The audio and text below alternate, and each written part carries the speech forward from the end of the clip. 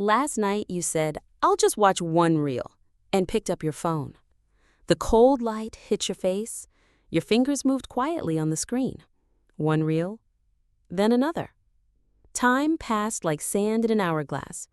When you looked up, 2 hours were gone. Does this sound familiar?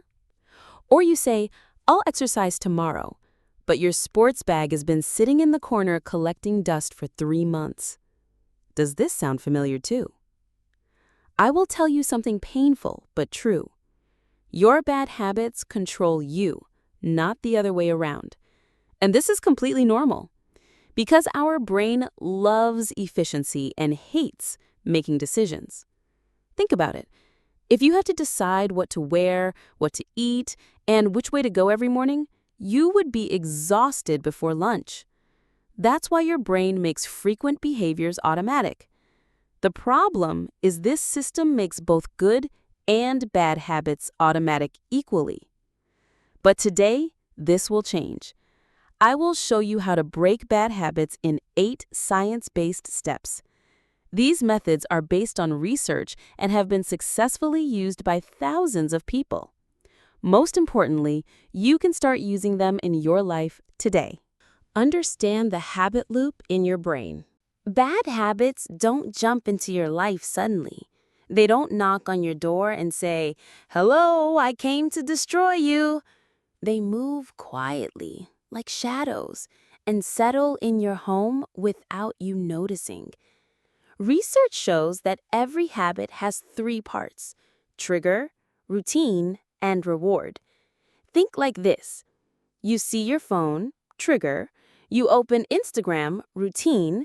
You get dopamine, reward. Your brain learns this loop and makes it automatic. The problem is, your brain doesn't weigh good against bad. It just finds familiar things safe. Whatever is familiar, it holds on to that. I had a friend who automatically opened chips every evening when he came home. Without realizing it, he was living the same loop for years. Feeling tired, trigger, plus eating chips, routine, plus relaxation, reward. The first step is to notice this loop. In what situation do you do your bad habit? What do you feel? What reward are you looking for? This awareness alone is a powerful weapon. 2. Fill the gap. Don't just delete. Here's the biggest mistake: trying to just stop the bad habit. Saying, "I won't look at my phone anymore," creates empty space in your brain. Your brain doesn't like empty space. It goes back to the old habit. The solution? Replace. Don't delete. For example, instead of "I won't look at my phone," say, "When I have my phone, I'll listen to English for 5 minutes." Instead of "I won't eat chips," say, "When I come home, I'll spend the first 10 minutes doing breathing exercises." When your brain finds a new option, it leaves the old loop more easily. This happens because of neuroplasticity, our brain's ability to make new connections. When you say, "I'll read a book for 10 minutes instead of opening Netflix in the evenings," you might struggle a lot the first week. Your brain's autopilot constantly wants to return to Netflix. But something changes in the 3rd week. Reading books gradually becomes more natural. Often, 10 minutes turns into 1 hour because you gain momentum as you read. Important point. You must be patient until the new habit becomes as strong as the old one. Scientists call this habit stacking, adding new behavior on top of an existing routine. Remember, don't create empty space. Build a new path, because nature doesn't like emptiness, and neither do habits. 3. Use the 5-minute rule. There is a 5-minute window before every bad habit. This window is golden. Scientists call this the intention-action gap, the space between intention and action. In those 5 minutes, ask this question: do I really want this, or is it just habit? Most of the time, your answer will be just habit, because real desire and automatic behavior come from different parts of the brain. This is the battle between the frontal cortex, reasoning, and the limbic system, automatic responses. A student sits down to study, but then opens YouTube. When she learns the 5-minute rule, something changes. Before sitting down, she says, "I'll watch YouTube for 5 minutes, then I'll stop." This might seem strange at first, but it's very smart because it gives her brain the message, "You are in control." Most of the time, she really stops after 5 minutes because it creates a feeling of control. Even when she doesn't stop, she doesn't feel guilty because she made a conscious choice from the beginning. This small pause turns off your brain's autopilot. The essence of mindfulness practices is exactly this: regaining control with conscious awareness. Number 4, redesign your environment. Environment affects your behavior significantly. This is a very powerful factor. Behavioral scientists call this environmental design. If you're trying to eat healthy, don't keep chips visible in your kitchen. Instead, put fruits at eye level. If you want to create distance between you and your phone, take it out of your bedroom and set up a charging station in the living room. Arrange your environment to make your bad habit harder. This is the friction principle, creating obstacles for unwanted behavior and making desired behavior easier. A woman was struggling with exercise.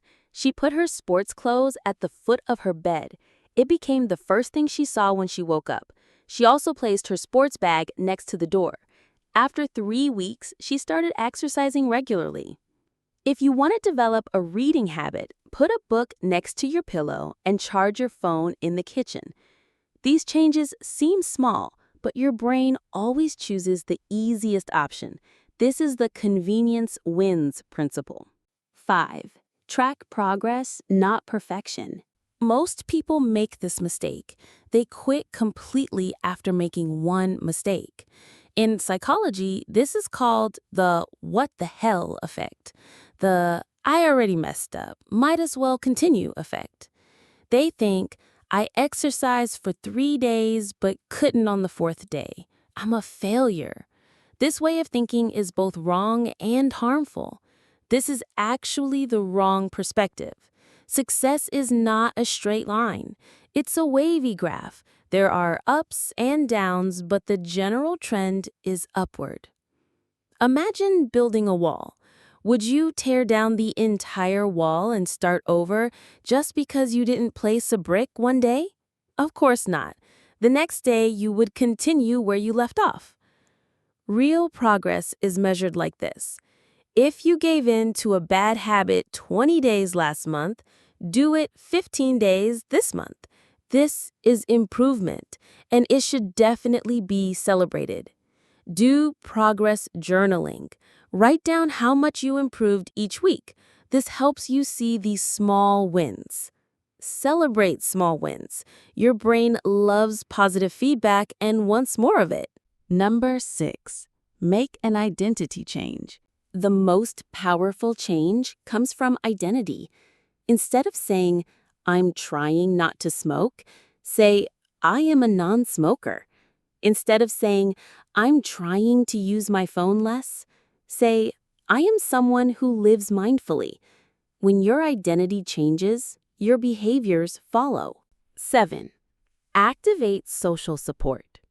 Don't try to change alone. Humans are social beings, and real change is actually a social journey. Share your change plan with 2 to 3 people you trust. Ask them kindly for their comments. This might seem like showing vulnerability, but it's actually showing strength.